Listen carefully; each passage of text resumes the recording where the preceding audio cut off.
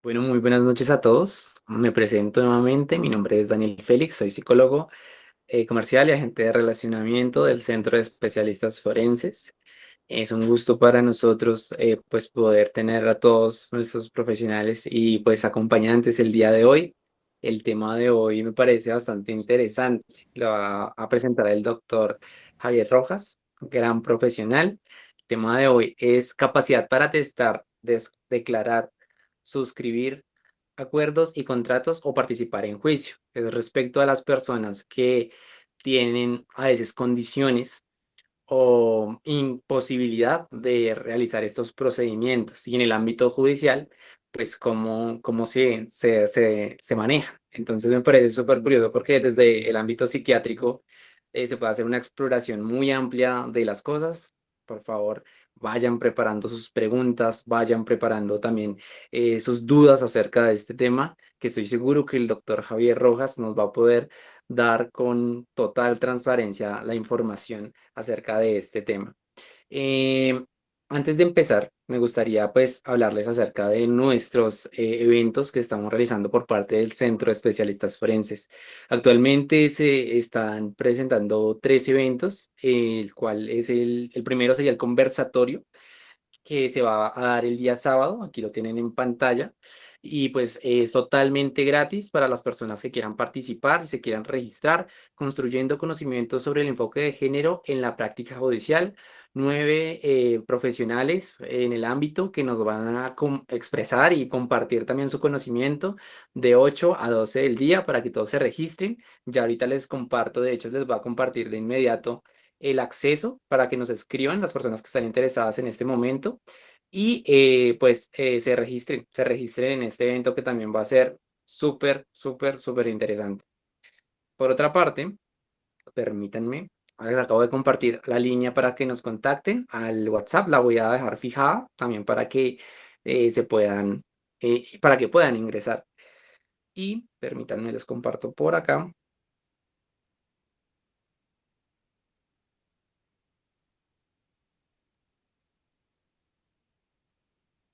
Posterior a el evento del conversatorio, tenemos también un evento educativo que va a ser el seminario en valoración psicológica y psiquiátrica forense en casos de presunta violencia sexual, en compañía también de nuestro profesional y psiquiatra, el doctor Javier Rojas y la doctora María Alejandra Redondo. También pues va a ser un evento el cual pues ustedes podrán acceder, pero este evento sí es pago. Actualmente, pues el valor del seminario está en 120.000 pesos para las personas que se quieran registrar. También pueden escribirnos. Yo gustosamente voy a recibir sus mensajes. Netamente, igual el chat automáticamente los registra y pues hace el proceso para que ustedes puedan participar. Se les asigna un cupo.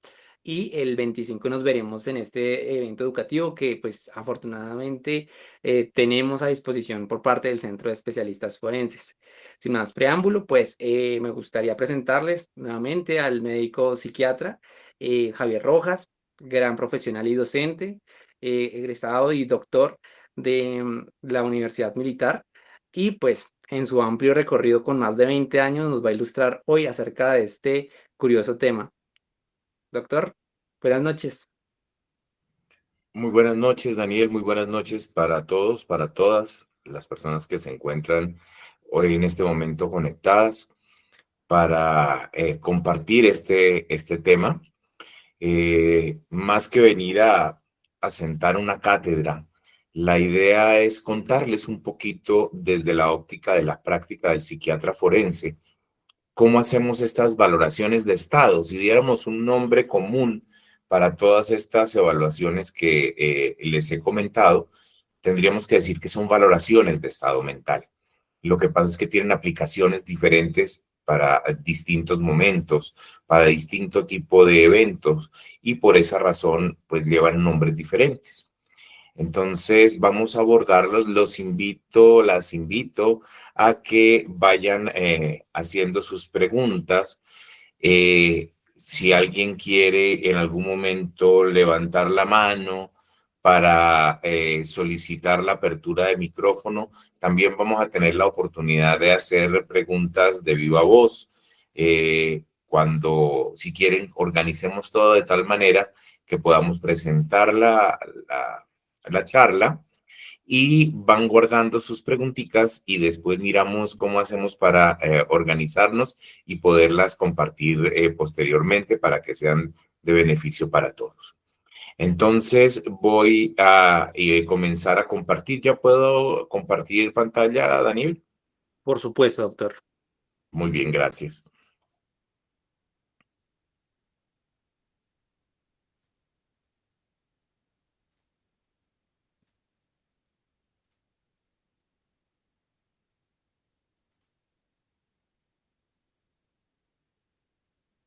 Bueno, antes que nada, yo quisiera saber si están viendo adecuadamente la pantalla.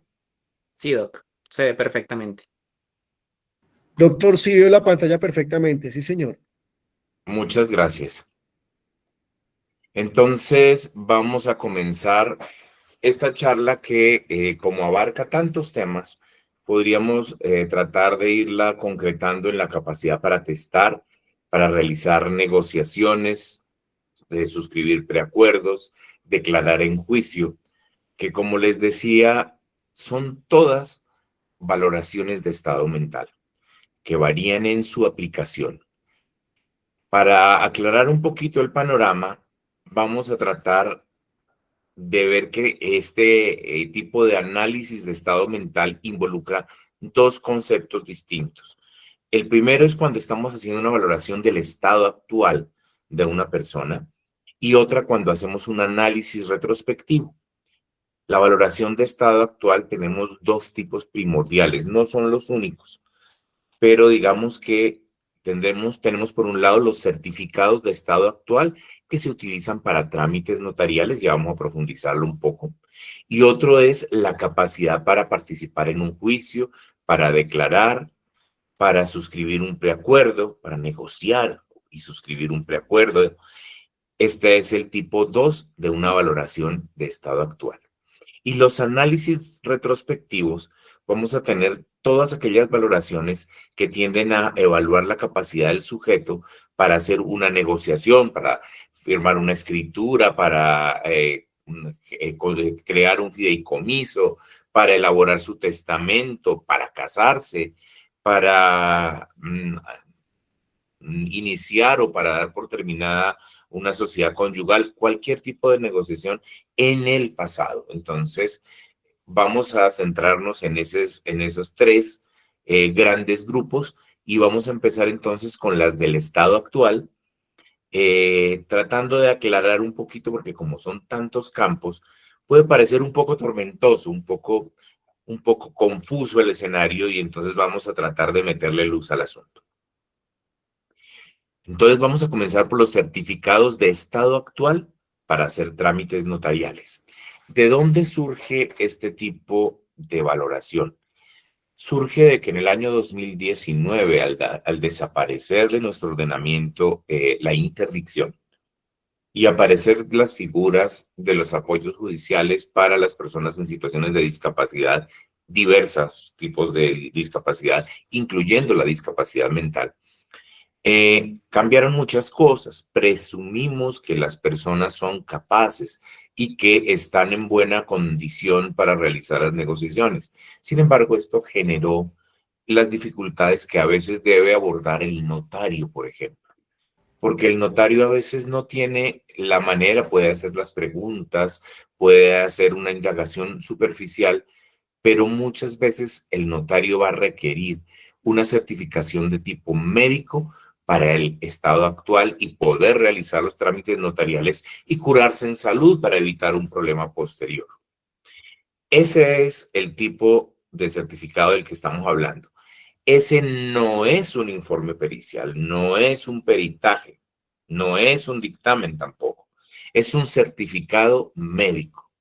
¿Por qué? En primer lugar, porque no existe ningún proceso en curso al momento de la emisión. Pero ojo, muchas veces, muchos problemas que terminan en un proceso judicial se inician con un certificado de estos mal emitido, o bien porque se hizo a la ligera, se hizo irresponsablemente, o porque dolosamente se plasmó en un documento de este tipo de certificados una falsedad respecto del estado de una persona y puede esto dar origen a muchos problemas posteriores. Entonces, es un certificado médico, sí, pero en este momento no hay ningún proceso en curso, pero como cualquier otro certificado médico, se entiende rendido bajo la gravedad del juramento. Es decir, es muy importante, es muy relevante que el profesional médico que emite un certificado de estas características lo haga con la seriedad que el caso requiere. Pero hay que aclarar que no requiere ni formación ni experiencia forense. Puede ser emitido por un psiquiatra clínico. No, no hay necesidad de que sea alguien con experiencia porque todavía no hay un proceso, porque esto no es un dictamen, porque esto no es un informe pericial. Sin embargo, sí es recomendable, en primer lugar, que sí sea un médico psiquiatra. Y aquí entramos a discutir un asunto y es si otros profesionales de la salud mental lo podrían emitir. Por ejemplo, una persona que sea profesional en neuropsicología nos puede dar una certificación bastante confiable de las funciones mentales. El problema vendría en que probablemente no tendría la perspectiva del resto de patologías médicas que pueden afectar primaria o secundariamente la condición mental de la persona al no tratarse de un médico. Los neurólogos, los médicos neurólogos son médicos especializados, tienen el conocimiento de las funciones mentales y en estricto sentido podrían emitir un certificado de estas características. Problema, en ocasiones el neurólogo se siente limitado cuando se enfrenta a trastornos funcionales del tipo de los cuadros depresivos. El neurólogo se va a mover muy bien en el tema de los cuadros orgánicos con impacto en la función mental, pero no se va a sentir probablemente tan cómodo cuando se enfrente a una depresión mayor, a una esquizofrenia, a un trastorno esquizoafectivo, porque va a sentirse un poco fuera de su campo de experticia. Entonces, mi recomendación es que estos certificados los emita un médico psiquiatra. Por supuesto, habrá casos particulares. Por ejemplo, si un neurólogo está tratando a una persona que tiene quizá una demencia, un trastorno neurocognitivo mayor que se encuentra en curso y, por ejemplo, todavía no ha alcanzado un nivel de deterioro que tenga una consecuencia negativa en sus capacidades de juicio, disculpe un segundo, ya, que tenga un impacto negativo en su juicio, en su raciocinio, entonces el neurólogo va a poder emitir sin ninguna dificultad este tipo de valoración, pero obviamente no va a ser para todos los casos. Espero que quede Doc, claro. Entonces, este certificado es de estado actual, no es una pericia y no necesita ni experiencia ni formación forense. Vamos entonces a Doc, una una construcción pregunta. un poco más elaborada. ¿Alguien me está haciendo algún Sí, comentario? yo, Disculpe. Daniel, Sí, adelante, tenía Daniel. una pregunta que surge de pronto y que puede surgir a partir de este diálogo o esta construcción de lo que es ese acompañamiento por parte de un especialista. Cuando se emiten esta clase de documentos, o sea, la decisión final sobre una persona la toma el médico psiquiatra, el neurólogo o un juez. O sea, para determinar que esta persona es capaz de tomar esta clase de decisiones. Este tipo de valoraciones se hacen para ser presentadas ante notario. No hay un proceso judicial.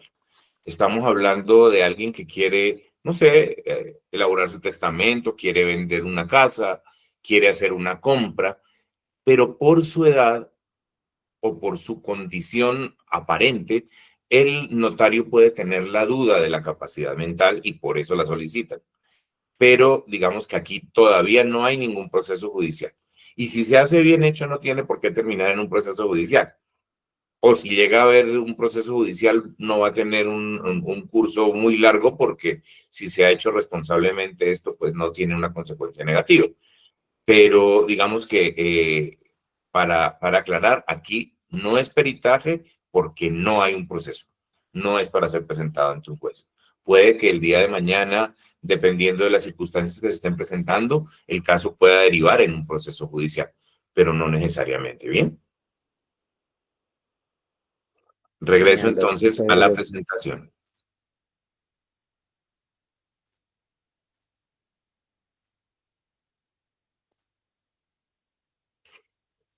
Muy bien. Vamos a hablar entonces de la capacidad para declarar, para negociar preacuerdos, para asistir a diligencias judiciales. Esta también es de estado actual. Esta sí es una pericia. De hecho, ya está ofertada, está contemplada dentro del portafolio de servicios, por ejemplo, del Instituto Nacional de Medicina Legal y Ciencias Forenses. Todavía no tiene una reglamentación específica en cuanto no hay guías específicas para su realización. Ya vamos a ver por qué, porque sigue unas normas genéricas. Seguramente pronto vamos a tener unas guías oficiales para ello, pero de momento todavía no las tiene. Entonces, esta sí es una pericia. Aquí ya hay algún proceso judicial. Va a variar ampliamente dependiendo del requerimiento específico que va a forzar un tipo de análisis diferente. Me explico. La razón por la que nos solicitan esta valoración puede ser, por ejemplo, porque se necesita conocer si las condiciones mentales de una persona le permiten entender el proceso que se está llevando a cabo y si está en capacidad de entender lo que significa un preacuerdo y las consecuencias, las implicaciones de ese preacuerdo. Entonces, se quiere corroborar si la persona se encuentra en condiciones de entender el proceso. Por ejemplo, también nos pueden pedir si alguien está en condiciones de asistir a las diligencias de juzgamiento, si su estado mental se lo permite. Y voy a poner dos ejemplos particulares. Tengo el conocimiento de un caso de una persona que padece una forma muy extrema de fobia social. El tener que hablar en público desencadena unas crisis de ansiedad tan severas que hace crisis de pánico con elevación de su presión arterial, con elevación de su frecuencia cardíaca a extremos bien difíciles de manejar. Y entonces esta persona no podía estar presente en las diligencias de su proceso de juicio. Entonces tuvimos que hacer la valoración de esta persona para explicar por qué no estaba en condición de asistir allí. También es importante ver si la persona está en condición de entender lo que ocurre durante el juicio. Por ejemplo, si en el momento en que se le está poniendo de presente a alguien que va a testificar en el juicio, si la persona, bien sea porque sea el directamente implicado, si es el procesado, o si es la víctima, o si es testigo, la condición mental de esta persona le permite pasar a declarar. Eso tiene que ver con que el juzgador tiene que saber cómo va a valorar ese testimonio, o si va a tomarse el tiempo de practicarlo, o si no se puede confiar en lo que la persona vaya a decir. El ejemplo más clásico es cuando el testigo de un delito, por ejemplo, es alguien que padece una enfermedad mental mayor y se desea saber si lo que la persona va a decir allá tiene que ver con su patología, por ejemplo, con una ideación delirante o con alucinaciones, o si se puede contar con lo que la persona está relatando dentro del proceso. Entonces, ese tipo de cosas nos las pueden preguntar. ¿Qué documentación es importante para tener en cuenta? Primero, contar con las historias clínicas. ¿Por qué? Y necesitamos todas. No solamente las historias clínicas psiquiátricas y psicológicas. Necesitamos todas las historias clínicas porque en muchísimas ocasiones el estado mental de la persona está interferido, por ejemplo, por su función tiroidea, por su función suprarrenal, por un cuadro de cáncer que está generando un síndrome mental orgánico, un síndrome paraneoplásico. Hay mil posibilidades en las cuales una patología orgánica se está expresando a través de síntomas psiquiátricos. Y por tanto, las historias clínicas completas son importantísimas para la valoración que el psiquiatra va a hacer. Y por supuesto, es importantísimo evaluar el contexto procesal. Hay personas que a veces les cuesta trabajo entender por qué el psiquiatra tiene que revisar el proceso. Dicen, pero es que lo que necesitamos es el estado mental, eso que tiene que ver con el asunto. Pues resulta que el psiquiatra necesita conocer qué es exactamente lo que se busca y en qué contexto se tiene que pronunciar. Me explico. Una persona que padece, por ejemplo, una esquizofrenia y que se encuentra en este momento libre de crisis, pero ha tenido otros momentos en que ha tenido alucinaciones auditivas, alucinaciones visuales, ideas delirantes persecutorias, comportamientos muy extraños, por decir solo algunos de los síntomas que puede presentar en una fase crítica. Yo necesito saber si esa persona que, por ejemplo, está en calidad de testigo, en el momento en que esto estaba ocurriendo y para la fase en que esto sucedió, cómo funcionaba, qué dicen los demás testigos, cómo se encontraba esta otra persona, para que yo tenga un referente con relación a si estamos en una fase intercrítica o en una fase crítica, por poner un ejemplo.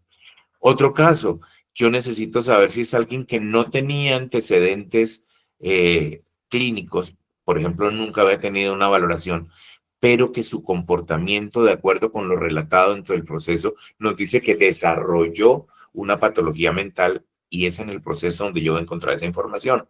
Entonces, siempre es importantísimo, así como necesitamos toda la historia clínica, necesitamos también el contexto en el que todo ocurre. ¿Qué particularidades tiene este tipo de valoración? Primero, que va a tener un énfasis diferencial en los aspectos históricos dependiendo de lo que nos están preguntando, dependiendo del tipo de caso, dependiendo del requerimiento que el juzgador tiene en ese momento. Y la valoración se hace a través del examen mental, no solamente con la historia clínica que uno levanta, con la historia de vida, sino que se hace todo el examen mental con énfasis particular en alguna de las funciones mentales. Por ejemplo, en su capacidad de percepción, en su juicio, en su raciocinio, en la capacidad de cálculo. Por ejemplo, si estamos hablando de alguien que quiere hacer un testamento, perdón,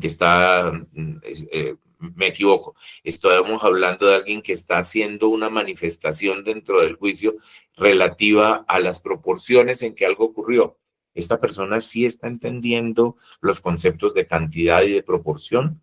Su función de cálculo, su inteligencia en este momento está preservada, o es una persona que padece de pronto una demencia de tipo Alzheimer, una demencia vascular que está minando su capacidad de cálculo y no podemos confiar en esta valoración numérica que nos da porque está alterada por su proceso patológico.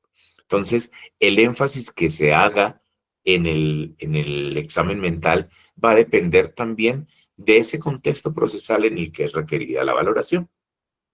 Espero que este segundo tipo de valoración quede clara. No sé, Daniel, si haya preguntas relevantes que de pronto ameriten que paremos un segundito. Tú me Sí, dirás. doctor, el doctor Palacio tiene una pregunta y también el doctor Santiago, Voy si a, quiere voy Doctor, a salirme para que, no sé si quieran hacerlas verbalmente y habilitemos los micrófonos o si las sí, hacemos por escrito. el doctor Palacio va a comunicarnos la pregunta. verbalmente, doctor. Sí, muchísimas gracias. Doctor Adelante, Javier, doctor yo Palacio. primero quisiera que me ilustrara acerca del síndrome mental orgánico por cáncer. ¿Qué es eso? Por favor. Claro, doctor Palacio. Síndrome mental orgánico es el nombre que le damos en general a las manifestaciones que podemos llamar de otras maneras como el delirium o síndromes confusionales o episodios confusionales o encefalopatías que pueden depender de cualquier enfermedad médica. por ejemplo, un cáncer. No necesariamente es solo por cáncer que se produce. Voy a dar un ejemplo particular. Una persona que padece de alguna patología, un tumor renal, un cáncer de riñón que ha deteriorado el funcionamiento de su riñón.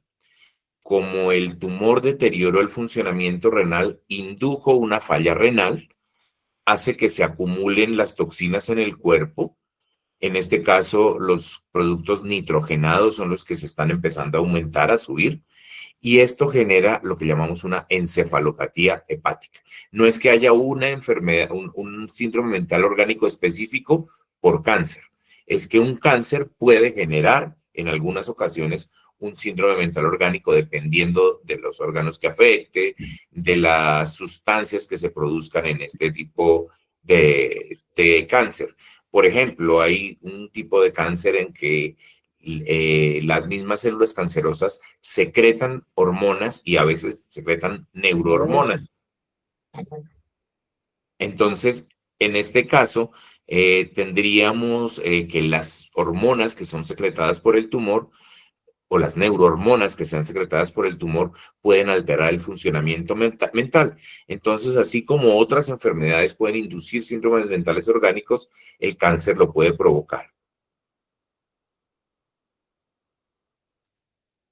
Doctor, mil gracias. Yo tengo 3 preguntas más. Si quiere, Daniel, espero o se las puedo hacer de una vez. Usted me dirá, quedo muy agradecido porque me parece bastante relevante lo que usted me acaba de explicar. Usted me dirá, doctor, si continúo o sigue la otra persona o cómo haríamos. Si quiere, pasemos al doctor Villamizar y ahora regresamos con usted si quiere, si no hay otras personas que estén preguntando, ¿le Claro que parece? sí, doctor, gracias. Doctor Villamizar, ¿tiene la posibilidad de habilitar el micrófono? Buenas noches para todos, ¿me escuchan? Sí, Buenas señor. noches, sí, Doctor señor. Javier, ¿cómo está? Buenas noches. Tengo 2 preguntas, no sé si de pronto usted puede ilustrarme. La primera es, en caso de que exista una contradicción entre la historia clínica que usted manifestaba debía entregarse completa y el contexto procesal en el que se encuentre, ¿qué se debería prevalecer en ese caso? ¿El criterio médico especializado o el análisis jurídico de las circunstancias del proceso? Me ilustro o soy un poco más explícito en la pregunta. Si la historia clínica nos muestra un diagnóstico antiguo o un cuadro médico que podría hacer pensar al perito que la persona no está en condiciones de declarar, pero en el contexto procesal, es decir, cuando la persona actúa en audiencia, la coherencia de sus respuestas o la asistencia que le ha brindado su defensa previamente indica que sí existe una capacidad de comprender y de poder participar que debe prevalecer entre las dos. Esa sería la pregunta, primera. Muy interesante y muy pertinente, doctor. Es importante aquí aclarar que la valoración que nos solicitan es de estado actual. El psiquiatra no puede valorar, en este caso, cuando le piden, por ejemplo, la capacidad para declarar, no puede peritar sobre cómo estaba declarando hace unos meses. Tiene que peritar sobre lo que está viendo hoy. Y hay patologías que tienen activaciones recurrentes, ¿sí? No están persistentemente alteradas las funciones mentales. Un ejemplo muy clásico es el del trastorno afectivo bipolar. Tiene periodos de normalidad muy largos y es muy posible que en otros momentos ha sido capaz de expresarse, de entender, pero si está en una crisis maníaca, por ejemplo, y su pensamiento está severamente alterado, por ejemplo, porque está en una fase maníaca con síntomas psicóticos en la que cree que es Jesucristo. Entonces, pues esta persona en este momento que nos solicitan la valoración, psiquiátricamente no estaría apta para declarar hoy. La valoración que se haga de las declaraciones previas en otro momento por parte del juzgador van a ser fruto de su crítica de ese momento. Por supuesto, el psiquiatra va a expresar lo que encuentra, tiene que expresar lo que encuentra en el momento actual. La valoración que hace el juez de la opinión del perito también es completamente independiente. Puede ser que el juez considere que no tiene elementos para pensar que ese concepto del psiquiatra es valedero y puede determinarlo de esa manera. Pero pues el psiquiatra debe cumplir con la valoración del momento actual. Y por supuesto, en un caso de estas patologías que son tan cambiantes, debe advertirle al juez que estos cambios obedecen a la naturaleza misma de la patología que presenta, para que el juez pueda tomar una decisión con respecto a si debe esperar un momento más o esperar a que se haya resuelto el episodio para poder contar con la declaración de la persona y ver que vuelva a hacerlo en las mismas condiciones en las que lo había hecho antes, por ejemplo. No sé si soy claro en mi respuesta. Sí, doctor, perfecto, muchas gracias. Creo que ya no hace falta la segunda pregunta porque iba muy relacionada y era en el tema, usted ya me la menciona, con el tema del trastorno bipolar. Entonces, listo, si la persona tenía un historial psiquiátrico grave, pero estaba bajo un tratamiento en ese momento, estaba estable, podríamos decir que se encontraba en un estado lúcido en el momento del proceso. ¿Qué podríamos ponderar más? ¿El antecedente histórico o la capacidad presente? Pero ha sido muy claro en su respuesta. Muchas gracias, doctor. Perfecto, muchas gracias, doctor. Gracias, doctor Santiago. Si quieres, continuemos con la presentación, Doc. El doctor Wilson también tiene una pregunta, pero vamos a dejarla para más adelante. Perfecto. Entonces vamos a continuar compartiendo.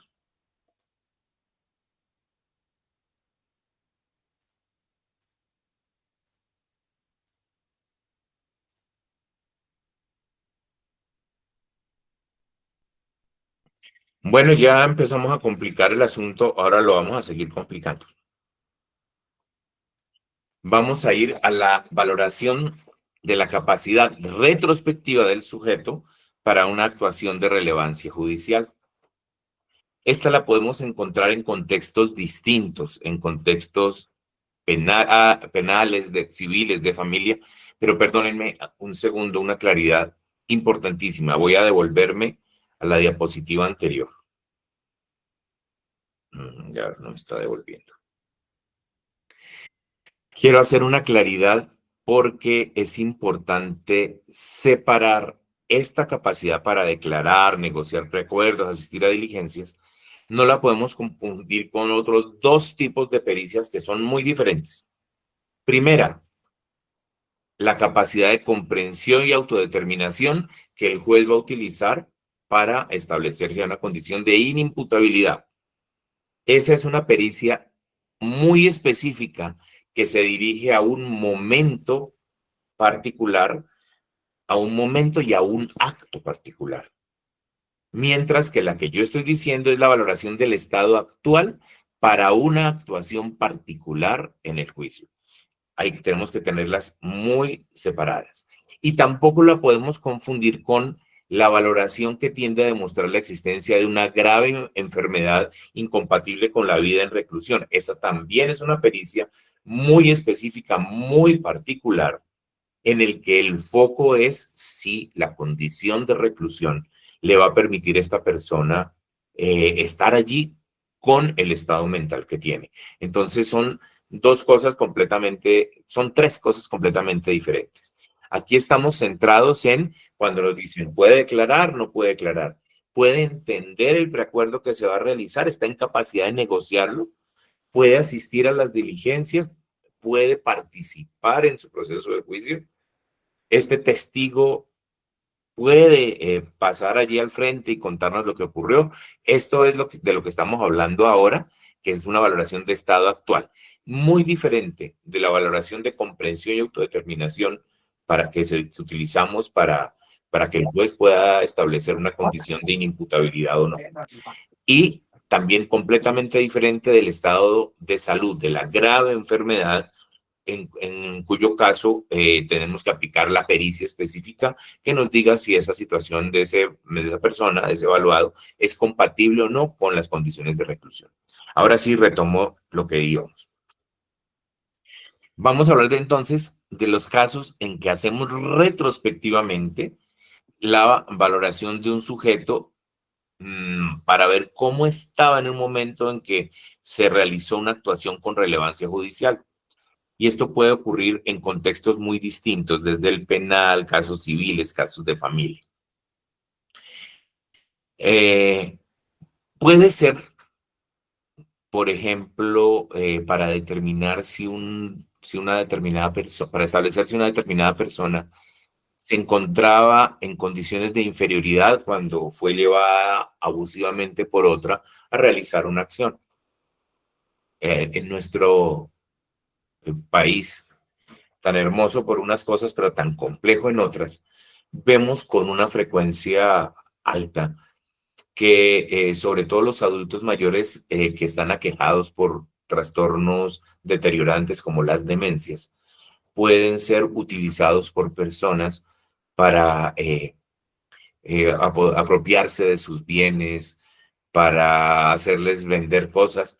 Un caso en el que yo vi una persona que se encargaba de cuidar al adulto mayor se casó con él y luego se apropió de todos sus bienes. Entonces puede ser en un contexto penal de abuso de condiciones de inferioridad. Puede ser en casos en los que una familia se está cuestionando si en el momento en que se realizó un testamento, la persona estaba en uso de sus facultades mentales. En el momento en que se realizó una venta, pueden decirnos, no, es que es un caso de simulación, pero la simulación se precipitó porque el dueño de la propiedad se encontraba en una condición de trastorno mental, tiene una enfermedad mental, no sé, un trastorno delirante crónico, y alguien abusivamente se encargó de llevarlo a realizar tal o cual actividad. Puede ser entonces, por ejemplo, el estudio retrospectivo de una actuación en una persona ya fallecida. Esto lo vemos con mucha frecuencia, en el que tenemos las dos vertientes, ¿no? A veces nos piden demostrar que una persona sí estaba en capacidades de realizar determinada acción, mientras que la contraparte está empeñada en demostrar que no estaba en condiciones de realizar esa determinada actuación. Pero también puede ser el análisis retrospectivo de la actuación de una persona viva, pero que actualmente se encuentra en una condición de deterioro de sus facultades. Y entonces nos preguntan, ahora vemos que fulano de tal se encuentra, no sé, hospitalizado o se encuentra interno en un hogar geriátrico, aquejado de tal patología, pero hace 4 años, cuando realizó tal actuación con consecuencias judiciales, ¿tenía o no tenía sus funciones mentales conservadas? Entonces, esos son con persona viva, con persona ya fallecida. El foco de la pericia puede estar tanto en la validez de la actuación, que es cuando nos preguntan si la persona podía comprender la actuación realizada, si la decidió libremente o no, como en las condiciones del sujeto de estudio, por ejemplo, en los casos penales, para determinar si estaba en una posición tan vulnerable que estuviera en las condiciones de inferioridad que nuestro ordenamiento prevé en esa figura penal. Entonces, dependiendo de las circunstancias, podemos tener distintos focos. ¿Cómo se hace este análisis de la capacidad retrospectiva del sujeto? Primero, tenemos que partir, como hemos dicho previamente, del estudio documental de la historia clínica muy completa. Y aquí me voy a detener en estos porque este es tal vez el caso más frecuente. La historia clínica es importantísima revisarla toda. Y cuando digo toda, me refiero no solamente a que estén todas las especialidades. Me refiero a que las historias clínicas no tienen solamente las valoraciones médicas, tienen notas de enfermería, tienen páginas de medicamentos, tienen hojas de signos vitales, tienen una gran cantidad de componentes de los cuales todos son de altísima relevancia. Me explico. Hay especialidades donde se acostumbra de pronto a ver al paciente una vez al día. Pasa el médico y lo ve una vez al día. Hay especialidades donde requiere de 2 valoraciones por el médico. pero enfermería está 24 horas al día al lado del paciente. Y hay cosas que el médico no nota y que el enfermero sí nota. Y sí las escribe en las notas de enfermería. Podemos encontrar, por ejemplo, que el médico contaba con que se le administrara X medicamento en tal momento y resulta que en la hoja de administración de medicamentos vemos que se le administró en una dosis más alta o más baja de lo que fue ordenado. Ese solo detalle puede cambiar completamente el análisis que hagamos del estado mental de alguien para determinada situación. Lo he visto recientemente, por ejemplo, en actuaciones notariales que se han hecho con paciente hospitalizado, en que la notaría desplaza a una persona que vaya no solamente a tomar la firma, sino que hace una valoración, obviamente no es profesional, pero que hace unas preguntas para orientarse y ver si la condición de la persona que está hospitalizada le permite realizar el trámite notarial y se puede hacer en una hospitalización. Entonces, es muy relevante ver cómo estaba, según las notas de enfermería ese día la persona, cómo lo encontraron los médicos, qué medicación recibió, hubo un cambio súbito, recibió un sedante que pudiera alterar su capacidad de reaccionar al medio. Entonces, toda la historia es relevante. Y, por supuesto, el contexto procesal por las razones que hemos dicho anteriormente. Muy bien. Ese análisis de la historia clínica, entonces, así como tenemos que incluirla toda, tenemos que tener en cuenta que el peso relativo de las valoraciones es variable. ¿A qué me refiero? Hay especialidades médicas que exploran de manera muy específica las funciones mentales. ¿Cuáles son las que más valoran las funciones mentales?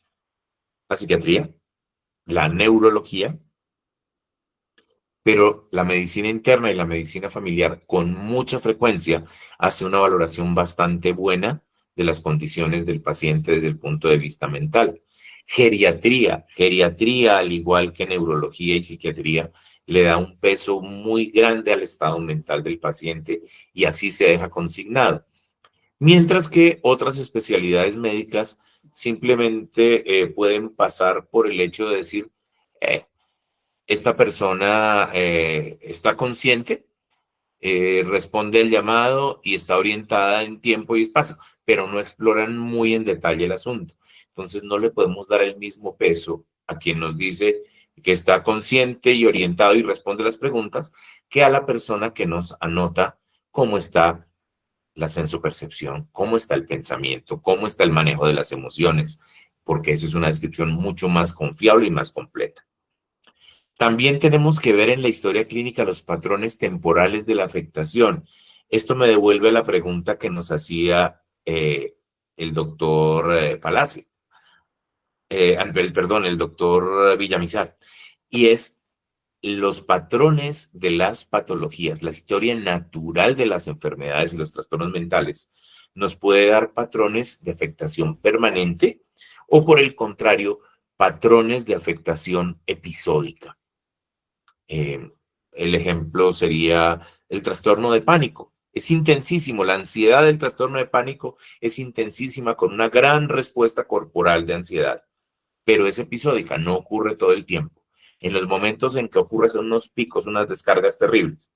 Una persona afectada, por ejemplo, por un trastorno de ansiedad generalizada, tiene una afectación más permanente. Todo el día está ansioso, pero la intensidad de la ansiedad no es tan severa como la intensidad de la afectación en pánico. Esto hace que la forma en que se ve comprometida la interacción de esta persona con su entorno sea diferente.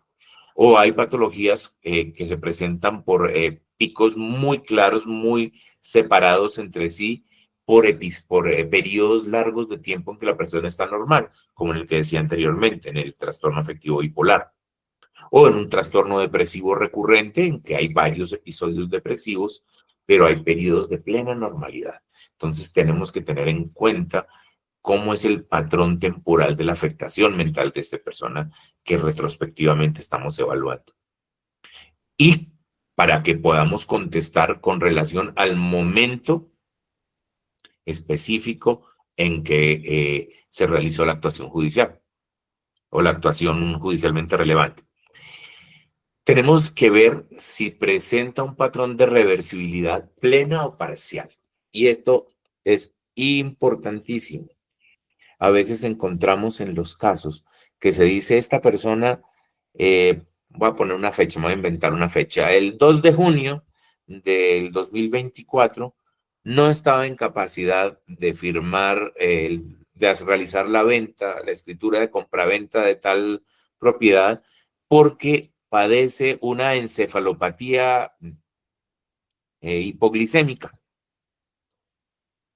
Y cuando miramos la historia vemos que efectivamente se trata de una persona que padece una diabetes y que en algunos momentos de su vida ha presentado una encefalopatía hipoglicémica. Se le baja el azúcar y durante el episodio en el que se le baja el azúcar, sus funciones mentales se alteran completamente. Puede llegar incluso a la inconsciencia completa, pero puede que alucine, que delire, que se desconecte, que se confunda, que haga mil cosas diferentes desde el punto de vista mental.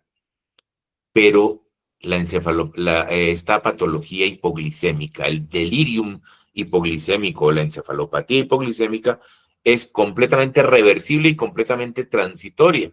Es decir, a las pocas horas de haber estado muy comprometido, puede estar normal. Y si resulta que la última hipoglicemia con consecuencias graves demostrada ocurrió en enero del 2024 y la actuación con consecuencias judiciales que se está investigando ocurrió el 2 de junio, pues nada tiene que ver, por muy grave que sea, por muy severa que sea la manifestación psicopatológica que tenía en el momento en que se presentó este delirium, no tiene nada que ver con las funciones mentales en el 2 de junio. Por eso es tan importante contar con valoraciones coetáneas, valoraciones médicas completas que sean coetáneas con la negociación, con la actuación que se está cuestionando. Puede que no tengamos del mismo día, pero por lo menos que tengamos valoraciones cercanas por época. A veces lo que vamos a poder contestar es, mire, no tenemos nada para el día del evento. Es muy poco probable que el mismo día que yo estoy haciendo la actuación tenga la suerte de que estuve en una consulta donde me hicieron la valoración completa. Puede ocurrir, pero es altamente improbable. Lo más probable es que la valoración me la hayan hecho unos días antes, unos días después, y esto me va a orientar porque vamos a poder contextualizar al juzgador en la época en que fue realizada una determinada actuación. Entonces, mientras más documentos de valoraciones médicas coetáneas con la actuación que se está investigando, pues más acertada o más completa va a ser la precisión de la pericia que estamos haciendo.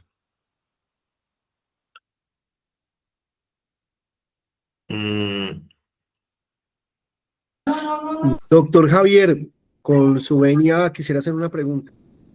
Adelante, adelante. Voy a salir un momentico. Y en caso de una persona que sufre demencia senil, ¿se puede psiquiátricamente demostrar o se puede hacer alguna clase de pericia, examen, para saber si esa persona, hacerle como una especie de seguimiento retrospectivo de su demencia senil, para saber si hace 2, 3 años esa persona era consciente o ya había perdido la conciencia? ¿Eso es posible? Es exactamente lo que estaba diciendo, doctor.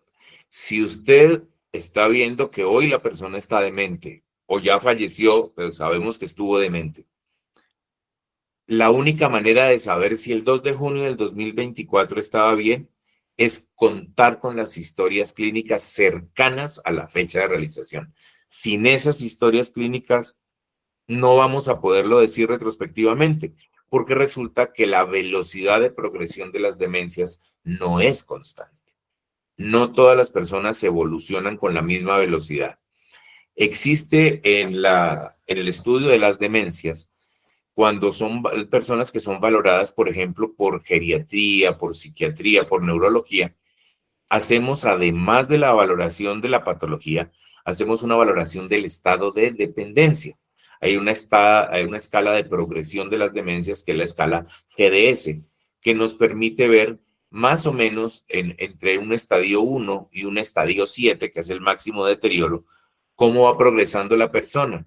Entonces, digamos que hasta el estadio 3 es más o menos, no siempre es tan exacto, pero digamos que hasta el estadio 3 la persona conserva muchas de sus capacidades mentales en general y su nivel de dependencia no es tan grande.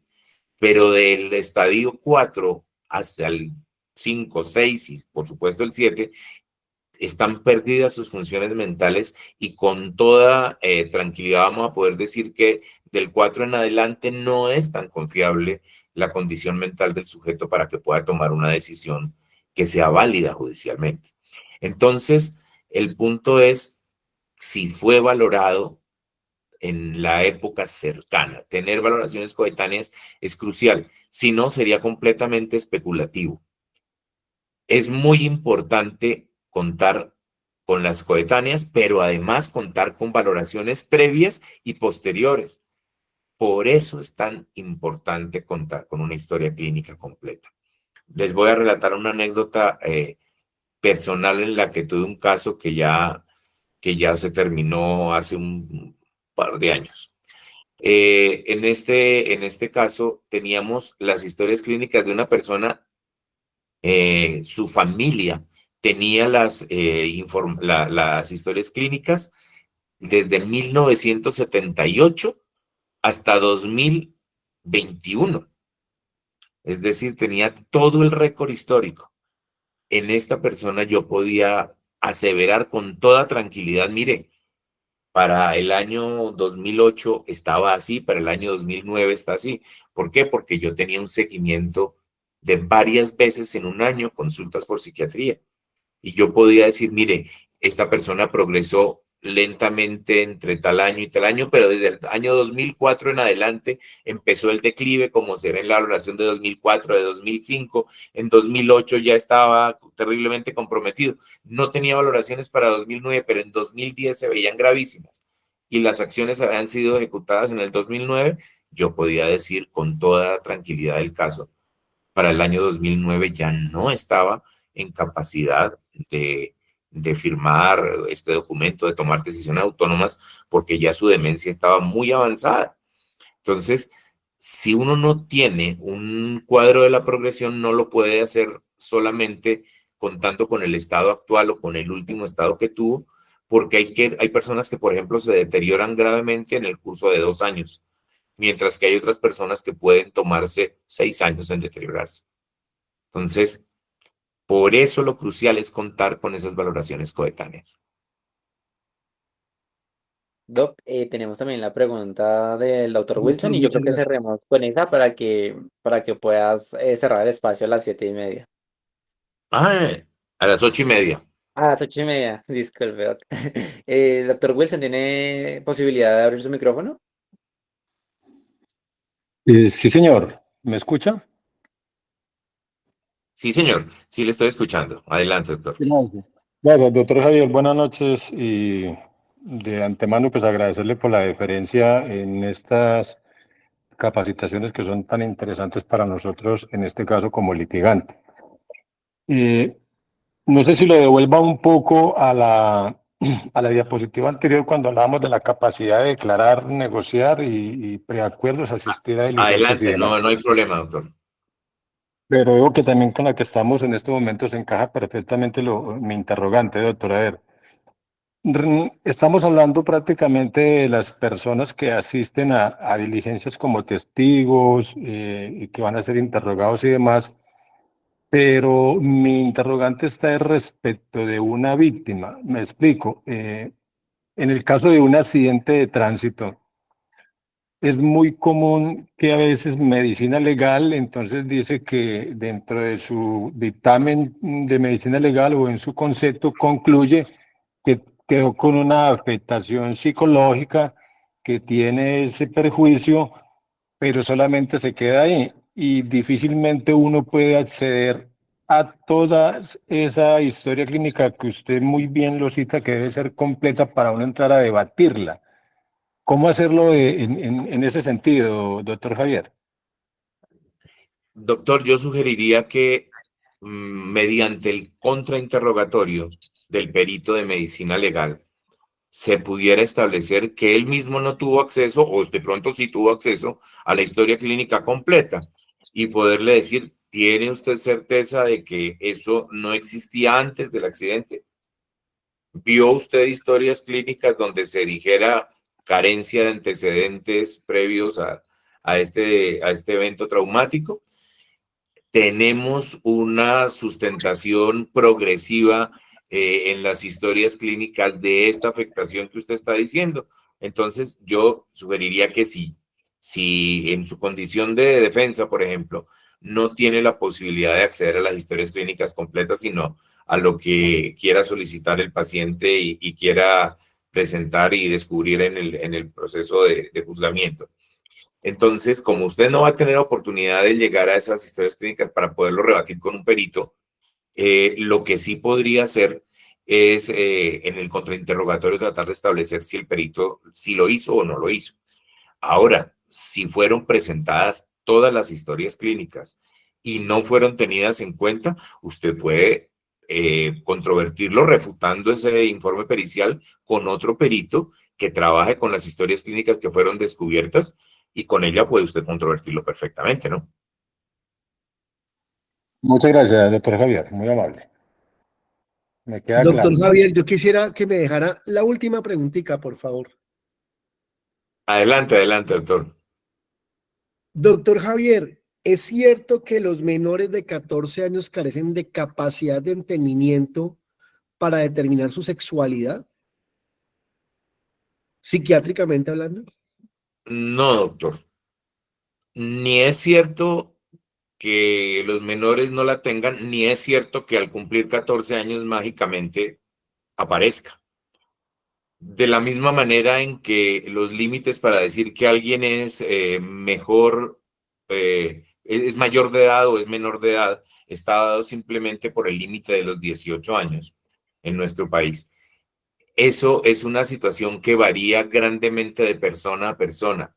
Lo que pasa es que como teníamos que poner un límite para que se pudiera tomar judicialmente ese límite como una edad en que válidamente la persona puede decidir sobre su sexualidad, se eligió esa edad porque un buen grupo de personas a esa edad tiene una claridad más o menos buena del asunto. Lo voy a contestar de una manera que va a sonar irónica, pero no pretende ser descalificadora ni mucho menos. Yo conozco personas que llegan a los 50 años y no tienen madurez sexual.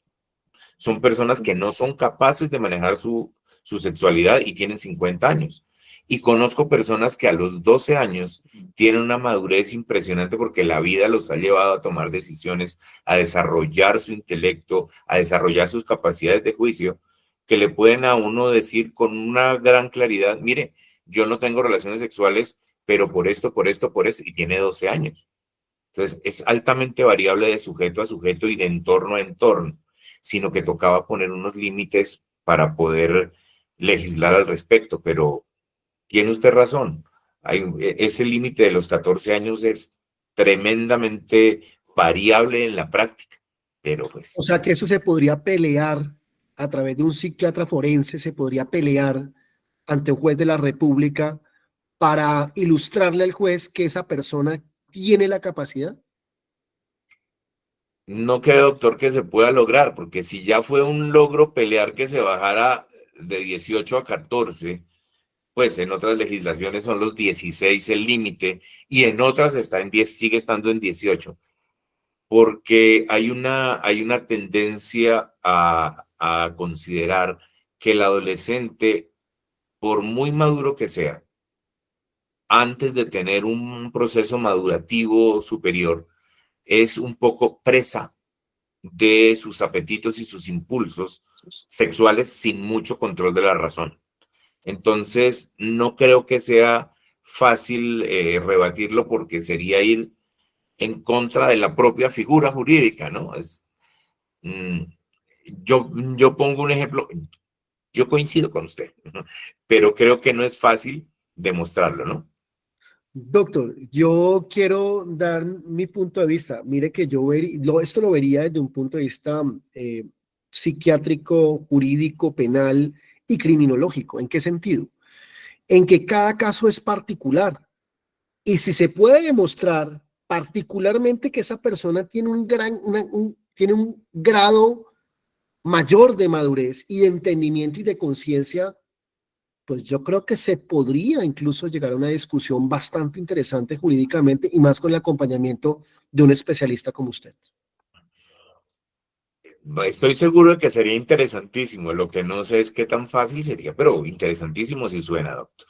Bueno, excúsenme, voy a regresar a la presentación para poder hacer el cierre dentro de nuestro tiempo.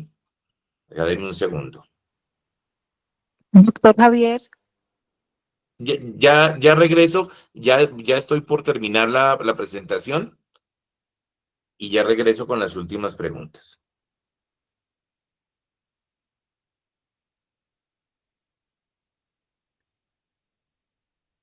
Bueno, quiero decir que a veces, además de la historia clínica, podemos contar con otra información relevante que puede complementar, no reemplazar la historia clínica, pero sí puede ser otra información relevante que le dé un impulso adicional a las manifestaciones que hemos hecho con base en la historia. Por ejemplo, las entrevistas y testimonios obrantes en el mismo proceso, los documentos fílmicos o grabaciones de audio que nos muestren cómo estaban las condiciones mentales del sujeto para ese momento. Por supuesto que hayan llegado legalmente al proceso, que hayan sido allegadas dentro de todas las reglas de juego adecuadas. Y otras actuaciones que estén temporalmente asociadas al fenómeno que nos ocupa. Aquí traigo a colación rápidamente una historia en la que, además de la historia clínica, que era muy completa, pudimos encontrar que esta persona le había dado unas instrucciones a sus empleados y las había grabado en un mensaje de audio que coincidía casi por una diferencia de un día con la fecha en que se había realizado la actuación jurídicamente relevante.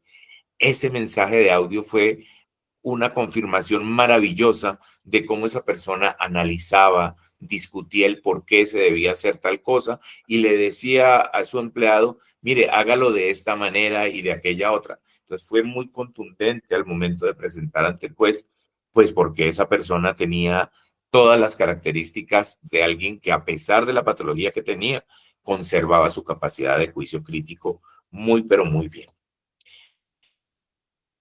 Vamos a ver. Con esto cierro y entonces dejo aquí de compartir y me voy para las preguntas del cierre y podernos despedir. ¿Les parece? Me parece, doctor. La doctora Juliana tiene una pregunta. Adelante, doctora, por favor. doctor Javier, ¿me escucha? Sí, doctora, le estoy escuchando. Doctor Javier, ¿qué tipo de facultad o qué tipo de profesional debe enviar una notaría cuando va a hacer una valoración médica a una clínica? La notaría no manda a un profesional de la salud, doctora. La notaría manda a un funcionario de la misma notaría que hace unas preguntas muy, muy someras. Por eso el notario generalmente, cuando tiene duda sobre la condición mental de la persona que va a ser entrevistada o que va a ser a la que se le va a tomar la firma en la clínica, debería contar con el primer certificado del que hablamos, una certificación de estado actual. Sería salvador ahí, porque eso le daría la garantía tanto al notario, a la notaría, como a la misma persona que está actuando, que no se va a poner en duda su condición. ¿Por qué? Porque si eso no se hace teniendo en cuenta esta certificación, va a ser después todo un pleito para aprobarlo. Entonces, lo ideal sería, doctora, que la notaría contara con ese profesional médico. Lo ideal que lo haga un médico psiquiatra, sí. Un neurólogo, si es el neurólogo tratante, aún mejor.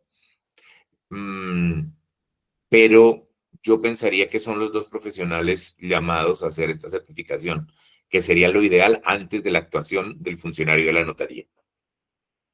Correcto. En el caso de que la notaría no envíe un profesional que pueda dar una certificación de estado actual, ¿sí? Y le va a sonar absurdo, pero envíe un conductor de la notaria, ¿cómo se podría debatir jurídicamente este caso? Doctora, ahí tocaría hacer una pericia retrospectiva para esa fecha y tendría que entrar un psiquiatra forense a hacer un estudio, es una persona que está en una clínica, de la historia clínica y específicamente para esa fecha en que fue realizado el asunto a partir de los documentos sobrantes de la historia clínica. Ahí, bien sea el que quiere demostrar que estaba en su capacidad como el que quiera demostrar que no, tiene que entrar por una pericia psiquiátrica forense. Ese es tal vez el caso que más nos llega, doctora.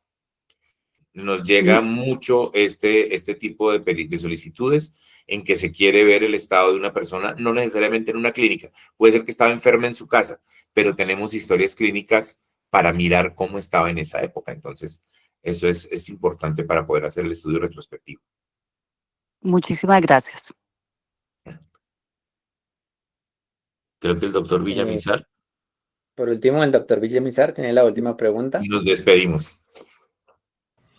Listo, doctor. Una pregunta muy corta. Me queda una duda y es acerca de la capacidad retrospectiva a personas fallecidas. Entonces, quiero poner, digamos, como de presente un testamento.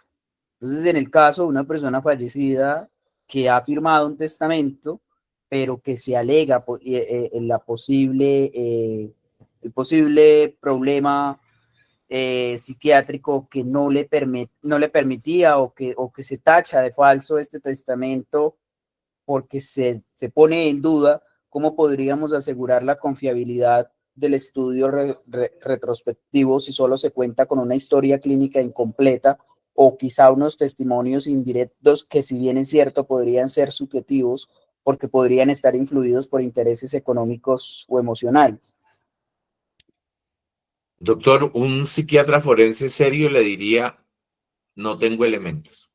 Si la historia clínica no está completa y no da un buen grado de probabilidad para poder hacer la manifestación en el proceso, un psiquiatra forense serio le tiene que decir, mire, no tengo con qué hacerla.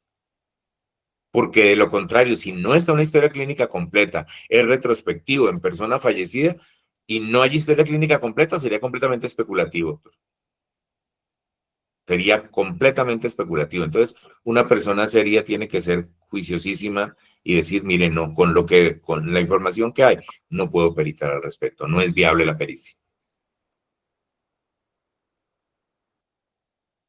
Bueno, Entiendo, doctor, pero entonces en el caso en el que yo sea la contraparte y yo necesite, digamos que defender en este caso la validez del testimonio de mi de la persona, del fallecido, perdón, del causante, ¿qué podría yo alegar en este momento? O sea, ¿de qué manera podría defenderme? en este momento, en el estado de cosas actual, si no se demuestra que la persona estaba discapacitada, es capaz hasta que se demuestre, se pruebe lo contrario. Lo que se tiene que probar es que no estaba en capacidad. Se presume que una persona, a menos que la historia clínica diga, esta persona no estaba en capacidad mental por esto, esto y esto, si no existe eso, se presume que la persona es capaz. De acuerdo, doctor. Es usted muy amable. Muchas gracias. Bueno, mis Doctor, estimados Vale, doctores, una doctoras, perdón, yo me lo robo. Doctor, una persona con lobotomía del lóbulo frontal, que le quitaron un pedazo del lóbulo frontal porque sufría de epilepsia, ¿eso le puede afectar la capacidad de comprensión? depende, doctor, no a todo el mundo porque las lobotomías no son todas iguales. Los procedimientos técnicos pueden ser diferentes. Entonces, es muy importante hacerle post-lobotomía una valoración neuropsicológica que nos muestre cómo está cada una de las funciones mentales. Doctor, mil gracias. Un Bueno, abrazo. muy buena noche para todos en todos. En ese sentido, Mm, agradecemos mucho la participación de todos ustedes la noche de hoy. Es un gusto para nosotros poder, pues, brindarles este espacio de educación.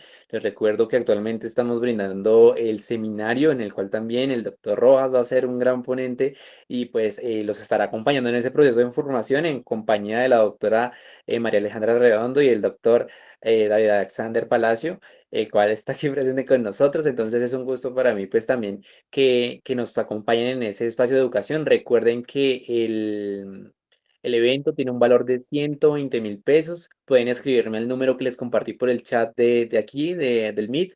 Y por lo demás, esperamos a todos que tengan una excelente noche y muchísimas gracias por participar. Los esperamos la próxima semana.